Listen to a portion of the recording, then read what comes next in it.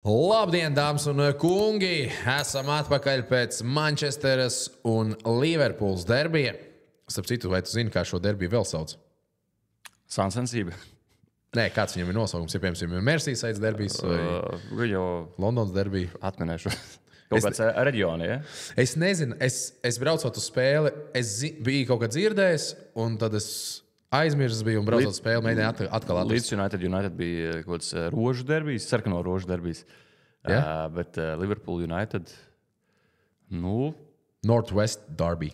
Kurš neizmanto, vispār neizmanto. Mazāk izmantots, Zini, kāpēc arī, manuprāt, tāpēc, ka ziemeļa rietumu derbijas, kaut kā bišķiņ varēja, nezinu, kaut kā interesantāk. Ķipa. Bet labi, ziemeļa rietumu derbijas, jeb Manchester United tikās pret Liverpool Anfield stadionā. Un viss trakākā statistika, kas man likās par gūtiem vārtiem pēdējo 8 spēļu laikā, Manchester United šajā stadionā bija iestuši vienus vārdus. Un tas bija United leģenda, kas iesit vienīgos vārdus. Veins Runijs? Jesse Lingards. Veins Runijs bija pēdējais, kad uzvarēja 16. gadā, bet Lingards jāiest. 1-3 zaudēja, Tu arī skaties spēli, ne? Tu bija iespēja studijā pirms spēles Forum Cinemās parunāties ar faniem. Kuri bija vairāk Liverpools vai United? Vai nevarēja saskatīt? Es teiktu, ka 50-50. Tāda ļoti līdzīga. Jūs jūties tādā futbola valstī? Tā kā? Man blakus sēdēja United fans un nedaudz tālāk viena vieta starpā. Mēs sēdējām īstenībā 2 cilvēki, kuriem pilnīgi bija vienalga, kur uzvar. Reāli sēdēju, un man bija vienalga Liverpool vai United uzvar. Varbūt nedaudz vairāk man gribējās, lai United uzvar, bet principā man pilnīgi vienalga uz klubiem Anglijas Premjerlīgā. Bet tad, kad iesita United pirmo golu, tad, zini, ka tādās spēlēs tās komandas, kas ir underdog, tad tā kliekšana bija tāda klusāka. Tad Liverpool tur iesit 1-1, 2-1, tur pat viens sāka dziedāt kaut kādas salaha dziesmas. Viņas gan bija diezgan tāds... Mosalā. Jā, sāka dziedāt salā, bet tad no vienas puses likās, varbūt tā atmosfēra nav tāda, kādu tu gribētos. Bet jā, ka visi nekliedz, bet forši, ka kaut kur sākās. Un tad, kad bija 2-2, tad gan United fans varēja ļoti skaļi dzirdēt. Tā kā, ja kādam vēlme un kādam patīk, un kāds grib izmēģināt Forum Cinemās, lielais ekrāns, es gan iesaku visiem skatīties pēc iespējas augstāk. Es sēdēju 2. rindā. Ļoti grūti bija pierast pirmajā pusstundā pie spēles skatīšanās. Tā kā nebija tas patīkamākais pirmais puslaiks. Pēc tam jau acis kā pierod, bet es teiktu, ka jāskatās, ir kaut kur jāsēž vidū vai aizmugurē. Okay. Es komentēju spēli. Tu komentēji spēli. Mēs redzējām visu, kas notika laukumā. Labi, mēs redzējām visu, un man tad uzreiz pirmais jautājums ir, vai šī uzvara ir svarīgāka uzvara? Šis bija nešķirts. Jā. Vai šī uzvara mentāli ir svarīgāka nekā uzvara pret City? Rubenam Amorimam un Manchester United. Es domāju, ka pavisam noteikti. Jo to parādīja īstenībā pēc spēles preses konferences. Es nebiju redzējis vēl Amorimu dusmīgi, jo viņš ir tas neaizgāja, kas smaida. Viņš krīzē vienkārši smaida un tā kā dabiski nevar būt dusmīgs. Un pēc šīs spēles preses konferencē viņš bija dusmīgs, vīlies, tā kā saķēris galvu tāds, pilnīgi ne savā ādā. Un tur parādījās tā, kā United fani saka, elites mentalitāte, bet es nezinu, vai tā ir. Jo, zinu, ka tu esi maksimālists un tu gribi 3 punktus pat Anfield stadionā dabūt.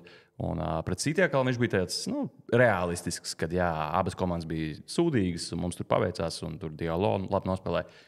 Te viņš bija jau ļoti sliktā garstāvoklī pa 1 punktu Anfield stadionā, kas principā ir labs punkts.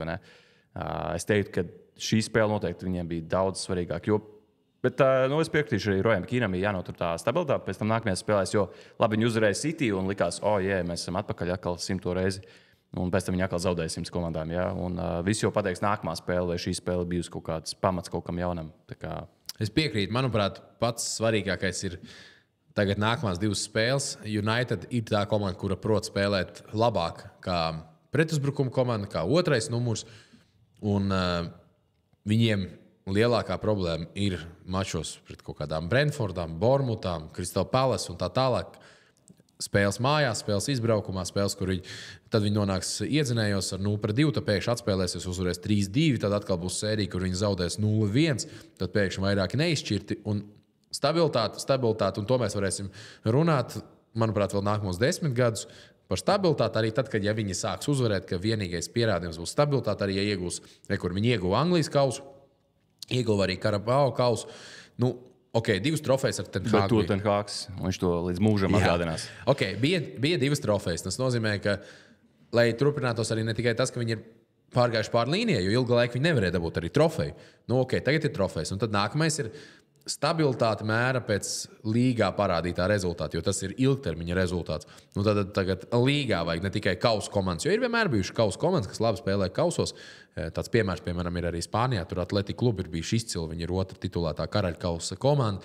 Bet mums no viņiem jāredz ir stabilitāte un tādās spēlēs, kur jātiekās pret teiksim, garlaicīgās spēlēs. Tā būs vidusgals, tā būs apakšgals, kur jādabūt 3 punkti, kur lēnu garu jābildo virsū.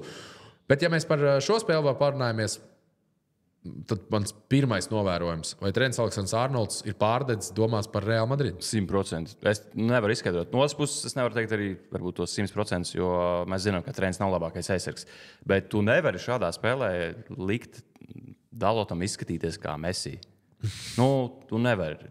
Tas Portugāls viņu vazāja visu spēli, un es nebiju redzējis, ka viņš vispār kaut kādā karjerā kādu vazātu. Un 3 spēlētāji varbūt izkrita no Liverpoolas. Tas bija Konatē, tikko no savainojuma atgriezies, nopeldēja vairākās epizodēs, bet treneris to izdarīja kādās 10 epizodēs. Mēs varbūt spēles laikā mazāk redzējām, pēc tam skatījos tādu kompilāciju, patiesībā cik daudz viņš noslinkoja, neatskrēja aizsardzībā, cik viegli ļāva sev apspēlēt un tā tālāk. Un 3. spēlētājs Dias, manuprāt, nebija pietiekami labs šoreiz. Bet treneris, viņa galva, manuprāt, ir Madrids Reāli. Un mēs gan jau vēl paturpināsim 3 spēlētāji, Van Dijks, Salāks, treneris, visiem beidzas līgums. Kurš paliks? 3 līderi, ilgadēji līderi, un vai komanda tiešām laicīgi nav piedāvājusi šos līgumus, jo es nevaru saprast brīdi, kāpēc jānonāk šādā situācijā, kad tūlīt beigsies līgums un nav jauns līgums. Un tā nav spēlētāja vaina. Manuprāt, tā ir kluba vadības vaina. Tev ir laicīgi jāsagatavo kaut kādu līgumu. Iespējams, Salāks jau apzināti negribēja jau līgumu pirms gada. Varbūt viņš jau vienojies aiz muguras ar Saudārābiju, sazina, ko tur. Varbūt Van Dijks vienojies ar Barcelonu. Es arī nezinu, treneris ar Madrids Reāli. Varbūt viņi jau bija izlēmuši, ka laiks doties. Mēs izcīnījām visu, ko var Anglijā izcīnīt, un laiks doties projām. Bet šis treneris Madrids Reāli stāsts būtiski patraucēja, manuprāt. Jā. Un tas arī Liverpools fanus sāk jau kaitināt. Ja tu paskaties šobrīd uz tiem 3 spēlētājiem, manuprāt, treneris Aleksandrs Arnolds, viņš ir jauns, viņš ir savā pīķī, ja neskaita, protams, tās vājības, kas viņam eksistē, bet viņš ir savā pīķī. Viņam vēl ir potenciāls pielikt pie aizsardzības, jo tas noteikti ir daudz vienkāršāk nekā pielikt pie uzbrukuma. Kā malējam aizsargam. Treneris Aleksandrs Arnolds ir uzvarējis Champions League, uzvarējis Anglijas Premier League. Viņš ir sasniedzis daudz, un viņam šogad ir iespēja atkal sasniegt. Ja, protams, bija runas, ka Real Madrid gribētu jau viņu teikt janvārī, bet es domāju, ka tur iespēja ļoti, ļoti maz, ka viņš teikt janvārī varētu aiziet. Skaidrs, ka viņš dosies pēc sezonas. Manuprāt, tas jau ir par 99% skaidrs, ka viņš būs Real Madrid komandā. Viņu visticamāk ilgu laiku nepieņems, līdzīgi kā Michael Owen un daudz citus. Spēlētājs, kur pamet tādus klubus, kur ilgtermiņā viņi uzauguši un spēlējuši, un viņi aiziet uz bieži vien tā ir tiešām Spānija, kur spēlētāji grib nonākt. Bet ar Trentu, manuprāt, tā situācija ir visvienkāršākā. Viņš grib pie savu draugu Bellingam, Real Madrid viņu grib, un visticamāk viņš arī tur aizies, lai savu karjeru pavērstu citādāk. Ko es gribēju teikt par Salahu un Van Dijku, man tur citādāks viedoklis. Man liekas, ka Van Dijks šajā brīdī ir izdarījis visu izcilu. Viņš ir parādījis kapteiņa cienīgu attieksmi. Viņš praktiski nav runājis, tikai vienu interviju redzēju, kur viņš vienā intervijā, kuriem tieši Real Madrid tika pieminēts, ka Real Madrid ir krusteniskās saites pāraust tur Militāu atkal, ka varbūt tās vajadzētu Real Madrid. Un viņš tā kā, bišķiņ paflirtēja, viņš teica, in football you never know, apmēram mīļākais teiciens visiem futbolistiem. Bet tā viņš ir bijis kluss, viņš ir strādājis ar komandu, viņš tur nav neko sociālos tīklos spekulējis. Viņš vienmēr ir bijis, teiksim, tāds, šobrīd, daram tā, es šobrīd esmu ar Liverpoolu, kad sāksies sarunas, tad sāksies sarunas, ejam līdz līguma beigām, skatāmies, piedāvāsiet, lemsim, runāsim. Jā. Bet Salaks, es neesmu šobrīd tāds, ja es būtu Liverpools fans, es būtu absolūti dusmīgs, kā saka, furious with him. Salaks spekulē ar daudz ko. Atceramies, ka Džeimijs Karagers, ja to saka Karagers, es ticu. Džeimijs Karagers teica, ka Salaks pirmo reizi 3 gadu laikā apstājās mix zonā Un ne pie Liverpools žurnālistiem, ne pie Liverpools kaut kādiem mēdījiem. Viņš apstājas vienkārši mix zonā pie random žurnālistiem, lai pastāstītu par savu līgumu. Tas nozīmē, ka viņa vārds aizies maksimāli tālu. Viņš pastāstīja, ka viņam nav līgums, ka viņam visticamāk pēdējā karjeras sezona. Tad jau sāk spekulēt, ka viņam tiek dots līgums. Iespējams, sākās sarunas. Un tad viņš atkal pasaka, ka nekur tālāk mēs neesam pakustējušies. Šī iespējams būs mana pēdējā sezona Anglijas Premjerlīgā un Liverpoolē. Un viņam atkal kaut kādas spekulācijas. Tad it kā viņš sāk tur postot kaut kādas bildes un kaut ko tādu. Un vienā brīdī viņš jau Džeimijam Karagaram atbildēja, ka viņš it kā ka viņš it kā esot apsēsts ar viņu. Bet manuprāt, zīmīgi bildi ielikt ir Twitterī un arī Instagramā. Nē, Twitterī noteikti, varbūt Instagramā arī. Visi trīs spēlētāji vienā bildē pret Manchester United. Bet tas ir absolūti apzināti. Tas ir apzināti. Grozies kā grib. Lūk, mans vērtējums ir tāds, ka Salahs, pētot arī video, kā Salahs uzvedās, Salaham ir tāda, manuprāt, tāda mazumānija. Viņš nedaudz ir tāds Napoleons. Visa Liverpoola viņu mīl. Mīl viņu. Absolūti, manuprāt, mīl. Varbūt nemīl tā kā citos klubos mīl ar algām. Jā, Liverpoola izcens nav maksājuši tā kā Manchester United, kā Chelsea, kā tur City, kā Barcelona, kā varbūt tās Real Madrid labākie spēlētāji.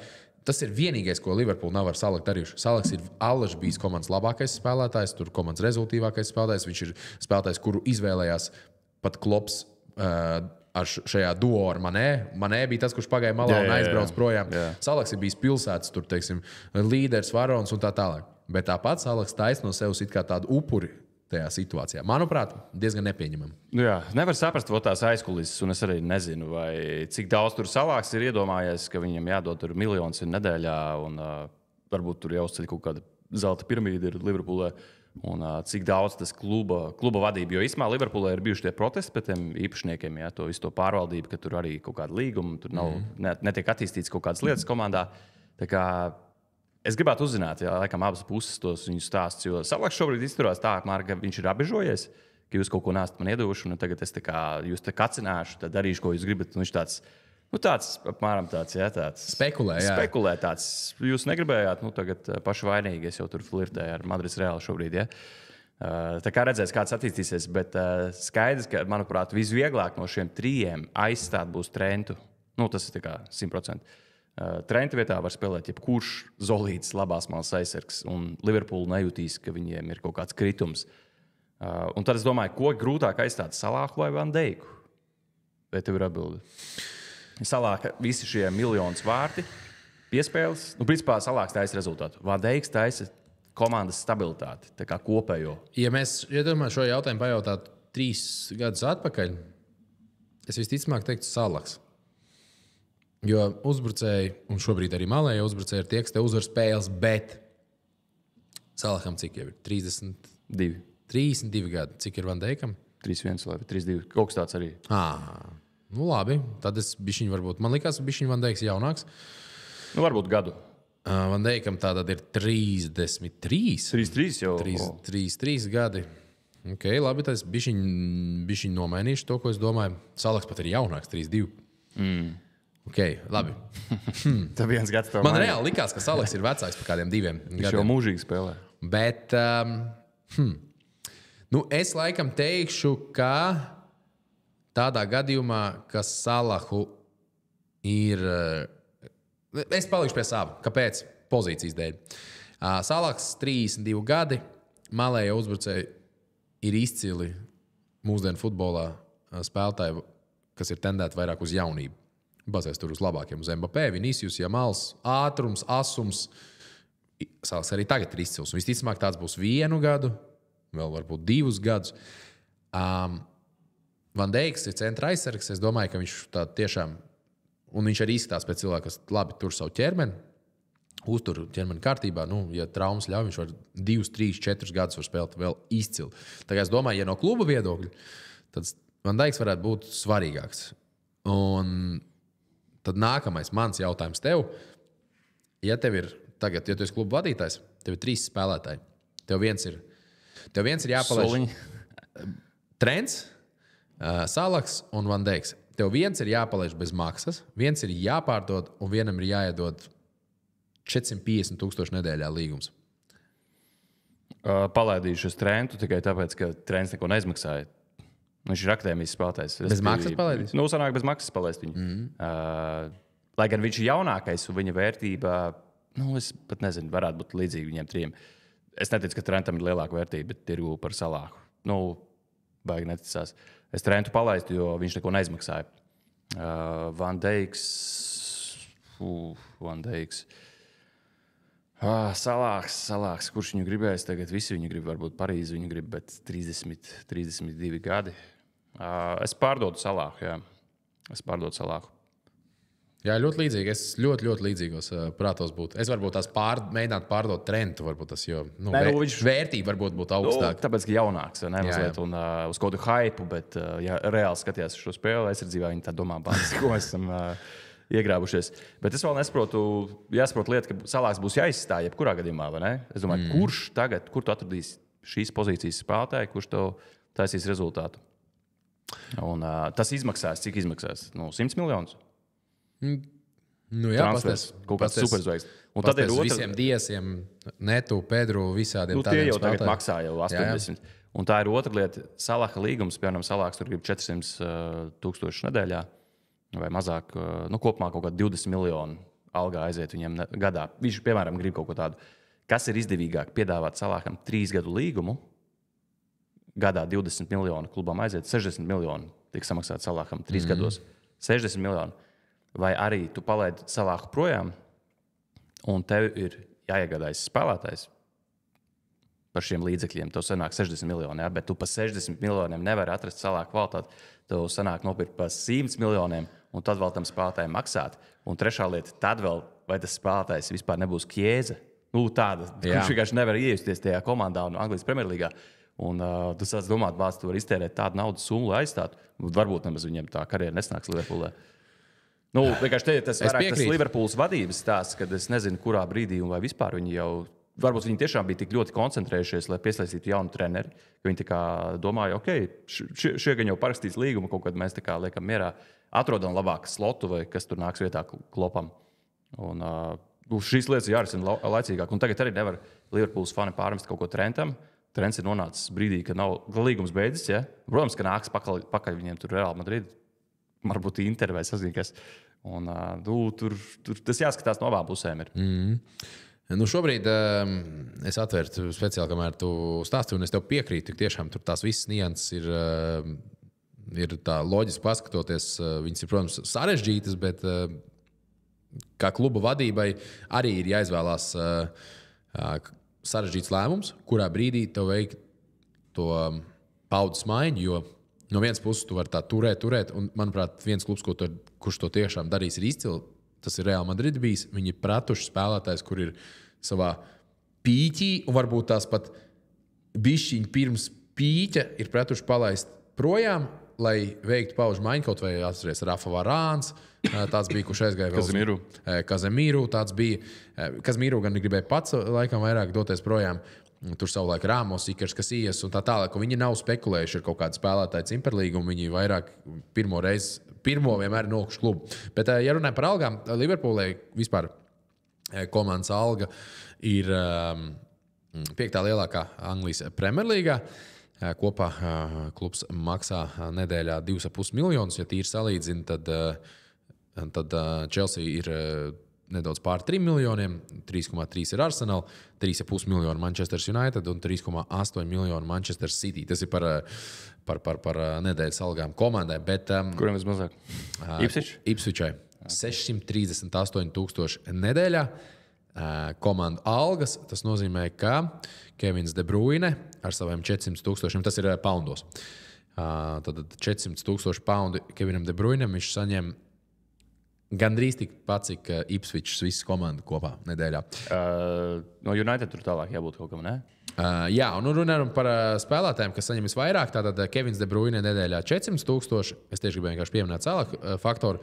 Haalandam 375 un mans pieminētājiem Kazemīru 350,000. Tas arī vēl ir kosmos. Tas arī vēl viens iemesls, kāpēc tu vari pārvākties no Real Madrid, ka tu esi sasniedz visu. Protams, tas bija izaicinājums arī viņam doties Manchester United, bet arī 350,000 nedēļā ir 350,000. Bet tad Mohameds Salaks, viņš saņem savus 350,000 nedēļā šobrīd. 350, ja? Jā, kas ir eiro, tie ir 424,000 eiro nedēļā. Un gada līgums viņam ir 22 miljoni eiro. Iespējams, viņš prasa tur 30, 35 miljonus gadā. Es pieņemu kaut ko līdzvērtīgāk, ko viņš varētu saņemt Saudarābijā, bet saprotam tas, ka mēs paskatāmies tagad uz labāko 25-nieku, un te no Liverpoolas vēl ir tikai viens spēlētājs. Alis Van Dijks? Un tas ir Van Dijks, kuram ir 2 reizes mazāk praktiskā Salaham. Tad mēs aizējām vēl tālāk. Viņam ir 150. Nē, viņam 220. 220. Tas, Labi, ne 2 reizes mazāk, bet mazāk, izteikti mazāk. Tad 180 ir Trentam Aleksandram Arnoldam, ja mēs no Liverpools. Un tālāk mēs Liverpoolē atrodam tikai Andrew Robertsonu, kuram ir 160,000 un 160, 150. Tad jau ļoti, ļoti daudziem spēlētājiem tāda Premjerlīgas klasika ir. Tas nozīmē, ka šie 3 spēlētāji ir vislabāk apmaksātākie un izteikti pirmajā vietā ir Mohameds Salaks. Un tas nozīmē, ka to, ko mēs runājam, viņš tiek visaugstāk likts visur. Visi viņu novērtē, visi viņu abrīno. Viņam ir super līgums priekš Liverpools. Tā kā viss ir. Klubi ir dažādi. Visi viņam ir. Bet tāpatām. Kaut ko viņš grib vairāk. Vajadzēja laikam Champions League to Real Madrid uzvarēt. Varbūt jā, bet būtu rēcīgi īstenībā, ja Manchester City vienkārši tā ne no kurienes vasarā viņu pārvilinātu sev. Tas nebūtu īstenībā tik nereāli. Bet tas nav nereāli. Tā kā, pirmkārt, Liverpool nav, Manchester City nav Manchester United, ja? Tur jau kopš seniem laikiem neviens nepāriet tāpat taisno. Ja? Labi, viņiem tur ir kaut kāda 10 gadu konkurence par titulu, bet es nezinu, es pieļauju īstenībā, ka City varētu izspēlēt, jo viņiem trūkst reāli rezultāts no malām. Tā uz 2 sezonām. Nav bijis tāds skaļš transfers, teiksim, Fernando Torres, tur Liverpool, Chelsea, tur Gerards, kurš savulaik pateica, ka viņš grib no Liverpools uz Chelsea. Kaut kāds tāds transfers mēs sen neesam dzirdējuši, ne? Būtu interesanti. Es pat tagad domāju, kurš pēdējais... Lielais? Spānijā, protams, tur Feliks var atrast, ja? Tur Griezmann var atrast, it kā no tiem 3 lieliem klubiem, bet Anglijā es tagad sāku domāt... Pat taisno, kurš ir aizgājis. Labi, no Chelsea uz Arsenalu. Tur brigāde ir gājis. Dāvis Luis, Petrs Čeks, Žožiņu, Havertz. Ja. Ķipa, bet tā kaut kas vēl tāds toksiskāks. Sols Campbells savulaik no Tottenham uz Arsenalu. Jā, uz Arsenalu aizgāja. Un izcīnīja Premjerlīgas titulu. Ashley Coles. Tottenham stadionā. Ashley Coles, jā, kas vispār bija tā kā pretī Gallas tika iedots. Un, bet arī kā tur stāsts, kad vadība negribēja maksāt. Bet tagad padomājam, kas reāli? Labi, no Liverpools uz United nav bijis. Es teiktu, Tevis, Manchester United uz Manchester City. Jā, tas ir laikam pēdējais arī tāds lielākais. Varbūt tās ir bijuši klubi starpā, kā Sancho, piemēram. Viņš bija City, bet viņš jau nebija pirmajā komandā. Michaels Owens. Viņš tikko pateica, kad intervijā, ka viņš joprojām uzskata, ka ir Liverpools leģenda. Es savā ziņā viņam varu piekrist no tos, ko viņš tur izdarīja. Es arī varu piekrist. Bet Liverpools fan nekad nepiedos. Nepiedos. Un, manuprāt, arī te būs kaut kas ļoti, ļoti līdzīgs ar Trentu. Ka viņam nepiedos to. Ka viņš atgriezīsies Manchester United vēlāk?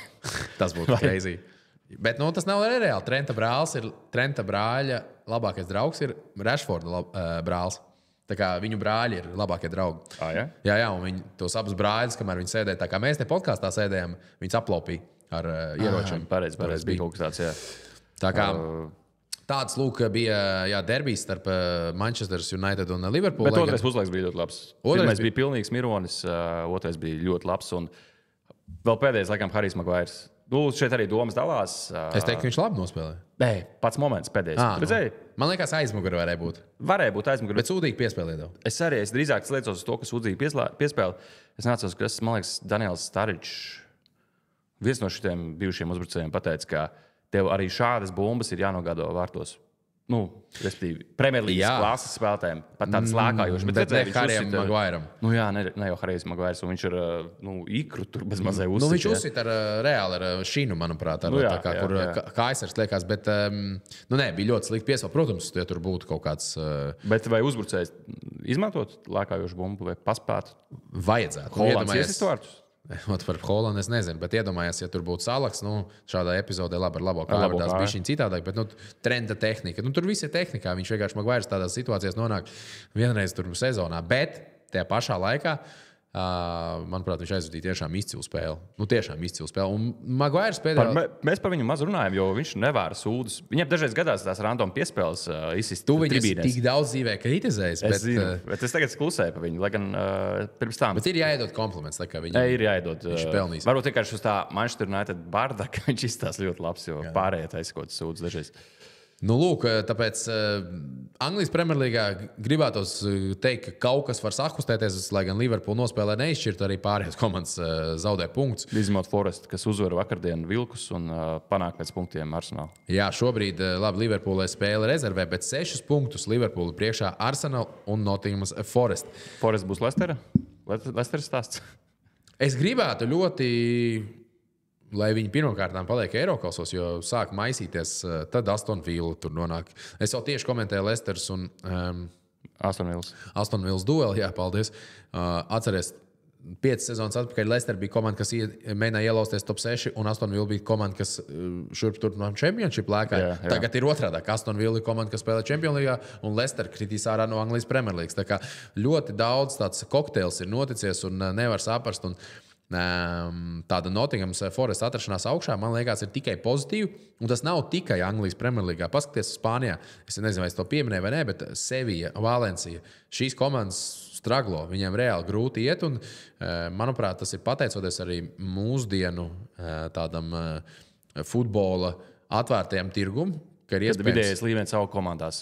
Un arī, kad transferi bija pieejami arī pirms 10, 15 gadiem, bet, ja tu atceries 90. gados, reāli 90. gadu beigās, vēl 2000. gadu sākumā, lielākās 3-4 komandas izķēra visus spēlētājus. Agrāk Manchester United paņēma te visus spēlētājus Anglijas Premjerlīgā, un viņi tā vienkārši... Bayern paņēma visu Vācijā. Viņi joprojām to dara, bet Madrids Real tur Spānijā. Tagad sāk visu lēnu garu izlīdzināt. Protams, tāpatām jau tie lielie klubi dabū savus labātos un līgas, kur vairāk, un līgas, kur mazāk, un tā tālāk, un tā joprojām. Bet tāpatām tas ar lielu transferu politiku, ar lielu skautingu, ar labiem treneriem, ar tur sakārtot sistēmu, tur reāli vari izjaukt pilnībā to gaisu. Un, ja tu tagad, piemēram, paskaties Spānijā, Atletico klubi ir fantastisks vadīts klubs, un tad ir Valencija, kur ir vienkārši fantastiski briesmīgi vadīts klubs.